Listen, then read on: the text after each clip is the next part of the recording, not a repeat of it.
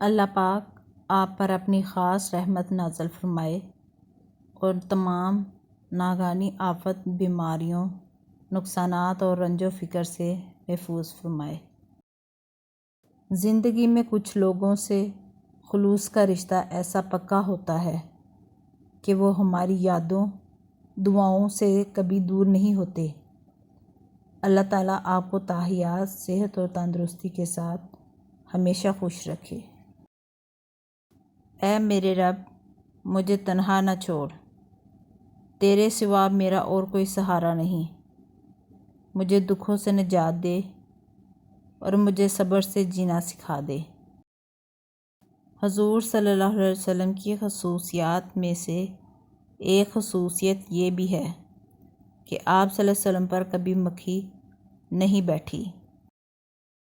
میرے صحابہ کے معاملے میں میرا لحاظ کرنا، کیونکہ وہ میری امت کے بہترین لوگ ہیں۔ کیا سرکار دو عالم صلی اللہ علیہ وسلم نے انبیاء کرام کی امامت فرمائی ہے؟ سرکار دو عالم صلی اللہ علیہ وسلم نے معراج کی رات بیت المقدس میں مسجد اقصیٰ کے اندر انبیاء کرام کی امامت فرمائی ہے۔ جمعے کے دن ناخن ترشوانا مستحب ہے۔ ہاں، اگر زیادہ بڑھ گئے ہوں تو جمعے کا انتظار نہ کریں کہ ناخن بڑا ہونا اچھا نہیں، کیونکہ ناخنوں کا بڑا ہونا تنگی رزق کا سبب ہے۔ جو شخص کسی گناہ کا ارتکاب کرتا ہے، پھر اچھی طرح وضو کرتا ہے، 2 رکعتیں پڑھتا ہے اور اللہ پاک سے مغفرت طلب کرتا ہے، تو اللہ اس کے گناہ بخش دیتا ہے۔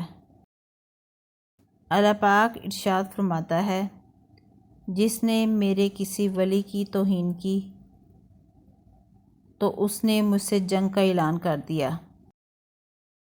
رسول اللہ صلی اللہ علیہ وسلم نے ارشاد فرمایا، جس نے اللہ پاک سے سچے دل سے شہادت مانگی، اللہ پاک اسے شہیدوں کے مرتبے پر فائز فرمائے گا، اگرچہ اس کا انتقال اپنے بستر پر ہوا ہو۔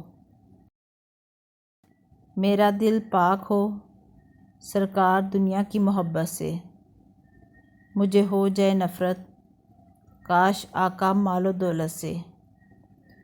گناہوں کی میں چادر تان کر دن رات سوتا ہوں، جگا دو یا رسول اللہ مجھے اب خواب غفلت سے۔